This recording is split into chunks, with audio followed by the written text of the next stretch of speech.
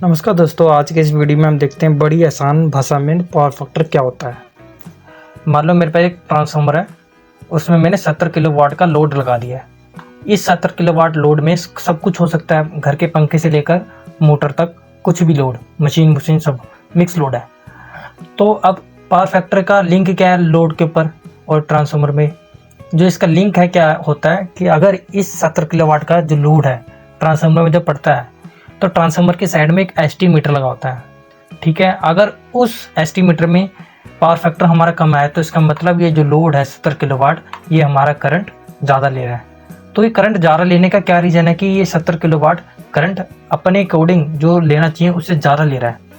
तो वो जो ज़्यादा करंट है वो एसटी मीटर सेंस कर लेता है, तो वो तो उसके अकॉर्डिंग ही बिल देगा जो कि करंट उसके अंदर फ्लो करेगा सीटी के थ्रू। ठीक है, तो ये बात तो क्लियर हो गई यहाँ पर कि हमारा जो पावर फैक्टर है अगर वो कम हुआ तो करंट बढ़ जाएगा, करंट बढ़ने से हमारे एस्टिमेटर का बिल ज़्यादा आएगा। तो वो क्यों आता है वो चीज़ आप समझते हैं। मान लो मेरे पास एक एक्टिव पावर है P, ठीक है, ये हमारे पास 3 पावर होती है, एक्टिव पावर और रिएक्टिव पावर, ये 2 पावर होती है और इन दोनों का जो कॉम्बिनेशन होता है वो रिएक्टिव पावर में आता है। सबसे पहले एक्टिव पावर समझते हैं, इसको P से डिनोट करते हैं, ये KW और KWH। ठीक है, और जो KW है और KWH में अगर रीडिंग हमने महीने बाद लेनी है KW की तो वो KWH में आ जाती है। मान लो एक मोटर है, एक हीटर है, एक AC है, कंप्यूटर है और लैंप है। ये मिक्स लोड होता है, नॉर्मल घर में सभी में ये लोड होता है। पर ये पावर फैक्टर का सबसे ज़्यादा डिफरेंस इंडस्ट्री में होता है और कमर्शियल बिल्डिंग्स में होता है। तो ये जो मोटर, हीटर, AC, कंप्यूटर, इस जितने भी लोड है हमारे पास, ये एक तरह का नॉर्मल लोड है, ये सब एक्टिव पावर में आता है, एक्टिव पावर में। ठीक है, एक्टिव पावर क्या करती है, जो इसका मैकेनिकल पावर में कन्वर्ट करती है, हीट एंड पावर में कन्वर्ट करती है लाइट में। अब जैसे लैंप है, ये लैंप मुझे लाइट की एनर्जी देगा, हीटर है हीटिंग एनर्जी देगा, ये मैकेनिकल देगा। तो क्या होगा, यहाँ पर साफ बताया मैंने आपको, एक्टिव पावर को वॉट या किलोवाट में मापा जाता है। ठीक है, और दूसरी एक्टिव पावर को ट्रू वैल्यू भी बोलते हैं और रियल पावर भी बोलते हैं। तो ये चीज़ एक्टिव पावर में आती है। ये आपको क्लियर है? आपको मैं ज़्यादा फेस एंगल नहीं बताऊंगा क्योंकि इन चीज़ों के पास जाने से हम कंफ्यूज हो जाते हैं। तो ये चीज़ सबसे इजी है कि एक्टिव पावर होता क्या है। जनरली हमारे घर में जितना भी लोड होता है वो सब एक्टिव पावर ही होता है। और दूसरा रिएक्टिव पावर आता है। अब रिएक्टिव पावर में भी KVAR होता है, KVARH होता है। ठीक है, अब ये जो KVAR है इसकी अगर मैंने महीने बाद रीडिंग लेनी है तो KVARH लूँगा। जो H आता है, मान लो 30 दिन का आपका महीना है तो 30 दिन की आप दिन की यूनिट जो भी हो रही है कैलकुलेशन करके 30 दिन बाद आएगी, तो KVARH लूँगा मैं। ठीक है, अब इसमें जो मेरे पे एग्जांपल आती है, मोटर आती है, दूसरा आता है ट्रांसफार्मर। ये 2 एग्जांपल क्यों लिया मैंने, इसका रीज़न है क्योंकि ये जो मोटर है और ट्रांसफार्मर है, इन दोनों में मैग्नेटिक फील्ड प्रोड्यूस होती है। अब जहाँ रिएक्टिव की बात होगी वहाँ पर मैग्नेटिक फील्ड की बात भी होगी, क्योंकि रिएक्टिव पावर वहीं होती है जहाँ पर आपकी मैग्नेटिक सर्किट होता है। अब दूसरा एग्जांपल है मेरे पास, एक मान लो एक 100 kV का ट्रांसफार्मर है। ठीक है, अब ये हमारे पास लोड है, मोटर है हमारी इंडस्ट्री में लगी है काफ़ी सारी। ठीक है, ये चिलर प्लांट में भी मोटर लगी होती है, जॉकी पंप्स में भी मोटर लगी होती है, STP प्लांट में भी मोटर लगी होती है। तो ये मोटर नॉर्मली कम से कम 50-80% लोड हमारा मोटर का ही होता है इंडस्ट्री में। और ये जो लोड है मेरे पास 80 किलोवाट का लोड है। मान लो 80 किलोवाट का मेरे पास लोड है। ठीक है, अभी ट्रांसफार्मर लोड को कह रहा है कि तू ले ले मुझसे एक्टिव पावर। ठीक है, यानी कि ये ट्रांसफार्मर मोटर को एक्टिव पावर दे रहा है, अपना 80 किलोवाट की एक्टिव पावर दे रही है ट्रांसफार्मर ने। एग्जांपल लेकर समझा रहा हूँ मैं आपको कहीं कंफ्यूज होने की ज़रूरत नहीं है। ये ट्रांसफार्मर लोड को 80 किलोवाट की एक्टिव पावर दे रहा है और ये खुद 100 kVA का है। ठीक है, अभी मैंने रीज़न बताना है ये 100 kVA और 80 किलोवाट कैसे आता है। अब ट्रांसफार्मर दोबारा क्या कह रहा है कि तू ले ले मुझसे एक्टिव पावर, साथ में बोला रिएक्टिव पावर भी ले ले, रिएक्टिव पावर भी दे दी इसने 60 kVA। ये कैलकुलेशन मैं आपको बताऊंगा, 100, 80, 60 इसकी कैलकुलेशन में बताता हूँ। खुद 100 kVA का ट्रांसफार्मर है, ये 80 किलोवाट की पावर दे देता है लोड को, और लोड को बोलता है तो 60 kVA की रिएक्टिव पावर भी ले ले मुझसे। ठीक है, अब क्या हो रहा है, जो एपीएम पावर होती है ये मैं आपको बताता हूँ, KVA और KVAH, ये भी इसमें भी H आ गया। जहाँ H आ गया वहाँ पर आपका मतलब आवर्स आ जाएंगे। अब इसको S से डिनोट करते हैं। ठीक है, ये वेक्टर कॉम्बिनेशन होता है, यानी कि आपको मैंने पहले बताया, जो पहले 2 बार बताइए जिसमें एक्टिव पावर में सारे लोड आते हैं, रिएक्टिव पावर में ओनली इंडक्टिव लोड आते हैं। तो रिएक्टिव पावर वैसे कैपेसिटी भी आते हैं, पर मैं आज ओनली आपको इंडक्टिव लोड बताऊंगा। पर इन दोनों का जो कॉम्बिनेशन होता है, एक राइट एंगल के थ्रू मैं बताता हूँ। एक एंगल, ये जो इनमें राइट एंगल है, इसमें एक फॉर्मूला बनता है, ठीक है। ये सिंपल एक पाइथागोरस थ्योरम है जो आपने 10th क्लास में पढ़ी है, ठीक है। इसको लोगों ने खींच कर बिल्कुल कहानी बना दी है। कुछ नहीं होता, ये पाइथागोरस थ्योरम लगी है, ये बेस है, ये परपेंडिकुलर है, हाइपोटेन्यूज है। फॉर्मूला आपको पता ही है इसका, हाइपोटेन्यूज अगर मैंने निकालनी तो बेस और परपेंडिकुलर का कैसे होता है। तो एस का मतलब समझ रहे हो आप क्या होगा, एस का यहाँ होगा तो पी स्क्वेयर और क्यू स्क्वेयर मतलब परपेंडिकुलर, पी स्क्वेयर मतलब बेस, ठीक है। अब वही है, देखो के वी एस, के डब्ल्यू पी यानी कि पी ए ना, और क्यू ई है। ये ओनली 10वीं क्लास का टॉपिक है, ठीक है। इसको इतना नहीं खींचना आपने। अब वेक्टर कॉम्बिनेशन क्या कहता है कि एक अपेरेंट पावर यानी कि केवीए को एस में लेना है। ये आपको याद रखना पड़ेगा, केवीए को एस बोलते हैं, के डब्ल्यू को पी, केवीआर को क्यू। आप किसी भी तरीके से याद कर सकते हो, कोई अपनी एक वैल्यू बना सकते हो, मतलब केवीए को, इसको फुल फॉर्म दे दो कोई हो अलग से, जिससे आपको याद है कि एस को केवीए, ठीक है। तो मैंने यहाँ से रेड में दिखा रखा है, ये एस में है, के डब्ल्यू पी में, केवीआर क्यू। तो ये भी आपको याद रखना कि एस हाइपोटेन्यूज में आता है, पी बेस में आता है, क्यू परपेंडिकुलर में आता है, ठीक है। ओनली ये पाइथागोरस थ्योरम लगी है इसमें, तो ये केवी का फॉर्मूला बन जाता है। तो ये केवी और ये दोनों का फॉर्मूला एक ही है, केवी मतलब एस, के डब्ल्यू मतलब पी, केवीआर मतलब Q. Reactive power, active power, apparent power. हमारे पास वैसे दो ही पावर होती है, एक्टिव और रिएक्टिव। ये तो तीसरा जो अपेरेंट पावर है, ये इन दोनों का कॉम्बिनेशन होती है। मान लो मेरे पे एक सोर्स है 100 केवीए का, ठीक है। अभी जो मैंने आपको पहले बताया था, जो 100 केवीए का ट्रांसफार्मर है, वो लोड को कह रहा है तुम मुझसे एक्टिव पावर और रिएक्टिव पावर ले ले। अब क्यों देता है, ये क्या होगा, सोर्स से लोड की तरफ एक्टिव पावर जाती है, ठीक है। अब 100 केवी का ट्रांसफार्मर है, अब मुझे तो पता नहीं पावर फैक्टर होता क्या है, ठीक है। अब पावर फैक्टर मान लो मेरे पास 0.8 है, मतलब सबसे कम ले रखा है। वैसे 0.7 भी होता है, पर मैंने 0.8 लेकर चल रहा हूँ पावर फैक्टर। वैसे मुझे ये नहीं पता भी पावर प्लांट में कितना पावर फैक्टर चल रहा है, मैं अंदाजा ले रहा हूँ, क्योंकि नॉर्मल मैं 0.8 लेता हूँ, कम से कम लूँ, ठीक है। 0.8 लेकर मैंने क्या करा, एक्टिव पावर 80 किलोवाट ले ली। मतलब 100 केवी के ट्रांसफार्मर में मैं 80 किलोवाट ही लोड लगा सकता हूँ, उससे ऊपर नहीं लगा सकता 0.8 पावर फैक्टर में, ठीक है। तो ये मेरे पास 80 किलोवाट लोड आ गया है। दूसरा अब क्या है, इस 100 केवी है मेरे पास, और 80 किलोवाट का एक्टिव पावर है। अब मैंने तो रिएक्टिव पावर भी निकालनी है। अब जब मेरे पास दो चीज़ मिल गई, तो दो चीज़ मुझे पता है, मैं तीसरी पावर तो निकाल लूँगा। सिंपल पाइथागोरस थ्योरम लगाओ, जिससे पहले मैंने फॉर्मूला बताया, उससे आपका केवीआर निकल जाएगा। केवीआर को यहाँ पर ले लिया मैंने, सिंपल पाइथागोरस को मैंने तोड़ कर ऐसा फॉर्मूला बन गया। सिंपल फॉर्मूला है, इसको खींचना नहीं ज़्यादा लंबा। केवीआर करके 60 आ गया, मतलब ये अंडर रूट के अंदर मैंने जितनी भी कैलकुलेशन कर के 60 आ गया। तो 60 केवीआर मेरे यहाँ गया। अब आपको पता लग गया 60 केवीआर ऐसा कैसा है कि 100 केवीए का जो ट्रांसफार्मर है वो लोड को कह रहा है तुम मुझसे 80 किलोवाट ले ले, और 60 केवीआर का रिएक्टिव पावर भी ले ले, ठीक है। यहाँ तक आपको समझ आया। अब मैं आगे बताता हूँ। जैसे ये 100 केवीए का ट्रांसफार्मर है, ठीक है, और लोड में जब इसकी एक्टिव पावर जाती है 80 किलोवाट, ठीक है। अब क्या मैंने दूसरा लॉजिक लगाया है।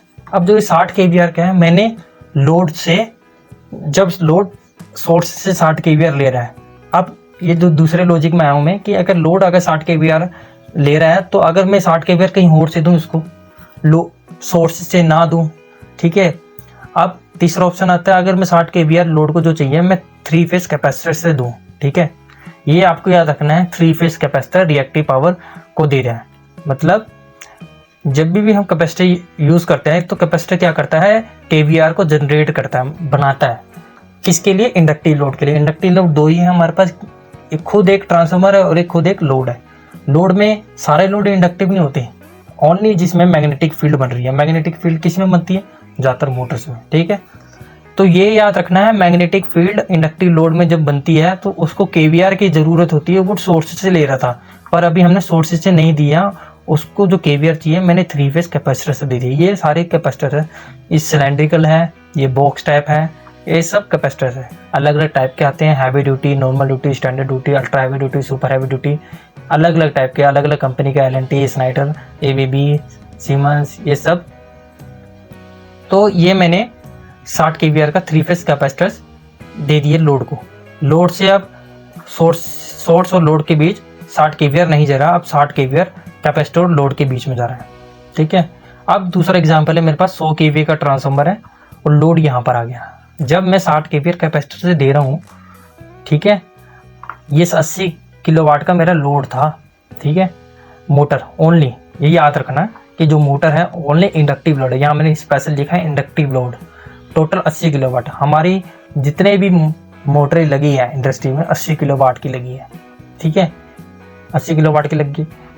ठीक है, पर ये ओनली मोटर का लोड नहीं है, और भी लोड हो सकते हैं, बल्ब हो गया, पंखे हो गए, कूलर हो गया। कूलर की मोटर में इंडक्टिव लोड होती है, तो हम हर एक के लिए तो कैपेसिटर नहीं लगाएंगे अलग अलग चीज़ों में, तो हम ये जो कैपेसिटर पैनल होता है मेन में लगाते हैं, तो ये सभी के लिए बन जाता है। अब ये जो ट्रांसफार्मर है 100 केवीए का, ये कह रहा है मैं इसको एक्टिव पावर देता हूँ।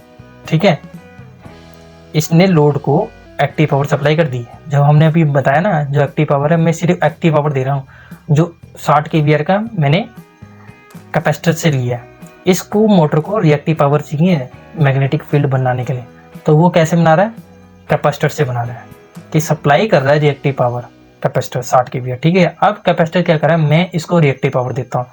जब ट्रांसफार्मर एक्टिव पावर दे रहा है, इसको रिएक्टिव पावर भी तो चाहिए लोड को, तब क्या कह रहे हैं, कैपेसिटर कह रहा है मैं इसको दूंगा रिएक्टिव पावर। तो 100 केवीए के पास कोई रिएक्टिव पावर नहीं है। अब ये कह रहा है मैं इसको रिएक्टिव पावर देता हूँ, जाकर ये इसने रिएक्टिव पावर दे दी। अब क्या हुआ, दूसरी कंडीशन आती है, जैसे सोर्स है मेरे पास और लोड है। लोड क्या कह रहा है, 80 किलोवाट ले रहा है सोर्स से। अब क्या कह रहा है, जो कैपेसिटर है हमारे पास 60 केवीआर दे रहे हैं। अब क्या आ रहा है, तीसरा फॉर्मूला मेरे पास आता है, तीसरा नहीं सेम ही फॉर्मूला है, एक ही फॉर्मूला, दो फॉर्मूले हैं। ये cos फाई का फॉर्मूला है, एक दूसरा cos phi only power factor को बोलता है, ये यहाँ पर मत कंफ्यूज होना। और किलोवाट केवीए आपको पता है, KW की हमारी active power, KVA apparent power. ठीक है, जो मान लो 80 किलोवाट का अपेरेंट पावर है और 60 केवीआर का मैं कैपेसिटर से ले रहा हूँ, रिएक्टिव पावर सोर्स और लोड के बीच खत्म होगी, समझ रहे हो। तो इसका मतलब 60 केवीआर कैपेसिटर दे रहा है, तो पावर फैक्टर क्या होगी हमारी, 1 हो गई। 1 का मतलब ये हो गया कि 60 केवीआर मैंने लोड को दे दिया, तो इन दोनों के बीच में रिएक्टिव पावर 1 हो गई, मतलब कोई रिएक्टिव पावर नहीं जा रही। ठीक है, तो केवीए मतलब ट्रांसफार्मर का जो केवीए है वो एक्टिव पावर के बराबर हो जाएगा। कैसे, ये फॉर्मूला है, cos थीटा मैंने 1 ले लिया, यानी cos फाई 1 ले लिया है, तो पावर फैक्टर हो गया। अब 80 किलोवाट जो हमारे पास एक्टिव पावर है यहाँ ले ली, और केवी ये रहा, केवी तो हमने निकालना है अभी। अब क्या हुआ, केवी 80 आ गया, क्योंकि हमने सीधा सिंपल करा है, केवी इधर ले लिया है, 1 को नीचे कर लिया, तो एक ही बात हो गई, केवी 80 आ गया। अब जाकर 80 केवीए का ट्रांसफार्मर बन गया। ये बनना नहीं, मतलब 80 किलोवाट के बराबर मुझे 80 केवी ही चाहिए। तो ये बातें रखना, याद रखना बिल्कुल, इसमें कोई कंफ्यूजिंग नहीं है। पहले 100 केवीए का ट्रांसफार्मर था, 80 किलोवाट के एक्टिव पावर दे रहा था। अब क्या हुआ, 80 केवीए, जो 100 केवीए का ट्रांसफार्मर 80 केवीए की पावर दे रहा है 80 किलोवाट को ही। ठीक है, अब ये आपको याद रखना है, 80 केवीए का ट्रांसफार्मर बन गया, 100 केवीए का 80 केवीए का बन गया, मतलब हमारे पास 100 केवीए का जगह 80 केवीए का ट्रांसफार्मर है। पर एक चीज़ का हमारे पास प्रॉफिट है, मैं आपको बताता हूँ क्या चीज़ का प्रॉफिट है। ये लोड आ गया, ये ट्रांसफार्मर आ गया। अब मोटर का 80 किलोवाट का लोड था, यानी इस मिक्स लोड सारा 80 किलोवाट का था। अब क्या कह रहा है, अब मैं 80 केवीए का हो गया हूँ। ट्रांसफार्मर कह रहा है लोड को कि अब मैं 80 केवीए का हो गया हूँ, तो मुझसे 80 किलोवाट की पावर ले ले। ठीक है, और कैपेसिटर कह रहा है मैं इसको 60 केवीआर की पावर दे रहा हूँ। ठीक है, तो 60 केवीआर की कैपेसिटर को दे रही है। अब क्या हुआ था, जो पहली कंडीशन क्या थी, जो सोर्स था यानी कि ट्रांसफार्मर था, जो अब था वो 100 केवीए का। जैसे उसने 100 केवीए की दी पावर, पहले की बात है, लोड था हमारा 80 किलोवाट का, तो 80 किलोवाट एक्टिव पावर दे दी लोड को, और दूसरा 60 केवीआर रिएक्टिव पावर मिल गई। ये पहली कंडीशन थी जब हमने कैपेसिटर पैनल नहीं लगाया था, यानी कि कैपेसिटर कोई नहीं जोड़ा था, तो रिएक्टिव पावर इसको सोर्स से मिल रही थी, यानी कि ट्रांसफार्मर से। तो ट्रांसफार्मर ही पहले 100 केवीए का था। अब क्या हुआ कि ये कंडीशन में मैंने जो कैपेसिटर थे वो कैपेसिटर के अकॉर्डिंग मुझे लोड को 60 केवीआर कैपेसिटर के अकॉर्डिंग दे रहा हूँ। तो इन दोनों में एक कंडीशन है, पहले 100 केवीए का ट्रांसफार्मर था, 80 केवीए का हो गया, वही 100 केवीए, तो 20 केवीए का प्रॉफिट हो गया। मतलब अभी भी ये ट्रांसफार्मर मेरे पास 100 केवीए का ही है, पर उसमें से मैं 80 केवीए यूज़ कर रहा हूँ, 20 केवीए का प्रॉफिट हो गया मुझे। तो ये प्रॉफिट कैसे हुआ, क्योंकि जो 60 केवीए का जो कैपेसिटर पैनल है वो मैंने ऐड करा, जैसे वो लोड को मिला रिएक्टिव पावर, वो ट्रांसफार्मर से लेना बंद कर दिया उसने, तो active power direct load capacitor से ले रहा है, इन कैपेसिटर से ले रहा है।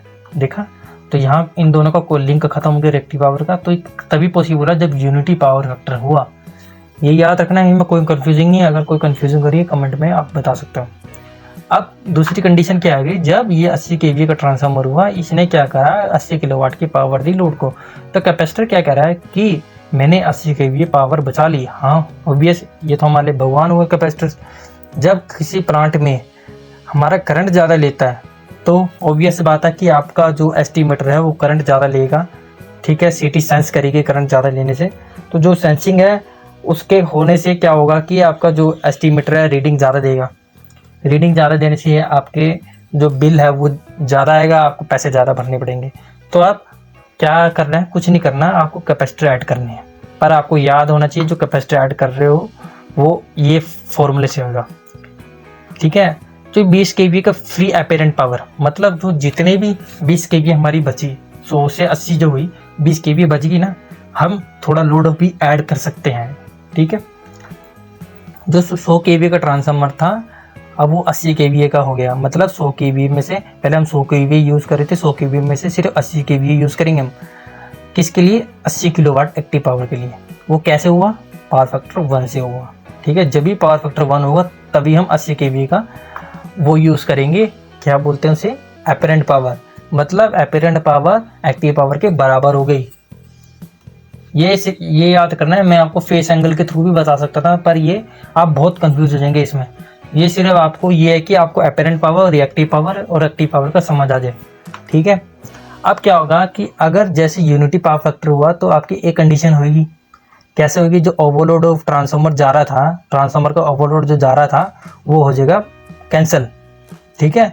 हाई टेम्परेचर जा रहा था वो भी खत्म हो जाएगा, लार्ज वोल्टेज ड्रॉप जा रहा था वो भी खत्म हो जाएगा, हाई एनर्जी कंजप्शन हो रही थी वो भी खत्म हो जाएगी, लेस डिस्ट्रीब्यूशन एक्टिव पावर, ये सब खत्म हो जाएंगे, क्रॉस में आ जाएंगे। मान लो ये जो ओवरलोड हो रहा था वो भी खत्म हो जाएगा, कि पहले 20 kVA फ्री हो गई तो ओवरलोड कहाँ से हो जाएगा, वो कुछ ओवरलोड नहीं होगा। टेम्परेचर भी नहीं बढ़ेगा केबल में, जैसी जितनी स्केयर की केबल लगाई थी आपने मोटरों में या लोड पे उतनी ही चाहिए, ठीक है। उससे ऊपर आपको बढ़ानी नहीं पड़ेगी। लार्ज वोल्टेज ड्रॉप यानी कि अगर ट्रांसफार्मर की तरफ 440 आ रहा है तो आपके लोड में यानी कि कोई भी आपने एसी भी लगाएगा वहाँ पर आपको 415 नहीं मिलेगी, 410 नहीं मिलेगी, 380 भी नहीं मिलेगी। तो आपको जो आपको वोल्टेज सोर्स में है वही वोल्टेज आपको मिलेगी। थोड़ा बहुत तो प्लस माइनस का 1-2% रहता गया, 1-1%, ठीक है, ज़्यादा फर्क नहीं रहेगा। तो हाई एनर्जी कंजप्शन भी नहीं होगी। अगर लोड कम हो गया, यहाँ तो आपको एग्जांपल लिया, अगर 80 किलोवाट का लोड है तो 80 kVA का हम ले रहे हैं 100 kVA में से, तो सिंपल बात है एनर्जी कंजप्शन भी कम होगी, कॉस्ट भी कम होगी, less distribution of active power, यानी एक्टिव पावर भी हमारे पास जो एक्टिव पावर डिस्ट्रीब्यूट कर रहे थे लेस, वो भी खत्म हो जाएगा, कम हो रही थी। तो सिंपल फंडा ये है कि आपको ये चीज़ समझनी है, जो ट्रांसफार्मर और लोड के बीच में जो लिंक होता है, मतलब हम कैसे उसको मैनेज कर रहे हैं पावर फैक्टर को, वैसे ही हमें प्रॉफिट मिलेगा।